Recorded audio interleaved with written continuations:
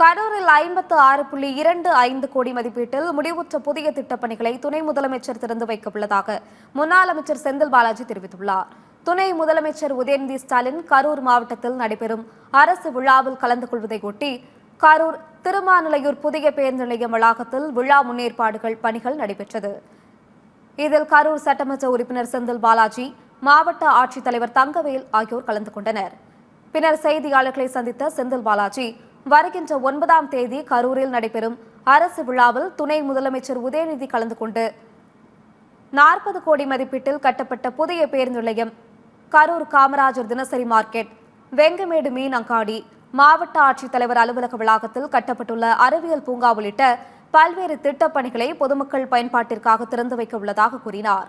18,331 பயனாளிகளுக்கு 162 கோடி மதிப்பீட்டில் பல்வேறு நலத்திட்டங்களையும் வழங்க உள்ளதாக கூறினார். 18,331 பயனாளிகளுக்கு 162 கோடி ரூபாய் மதிப்பிலான அரசினுடைய நலத்திட்டங்களை வழங்கி சிறப்புரையாற்ற இருக்கின்றார்கள் மாநில துணை முதலமைச்சர்.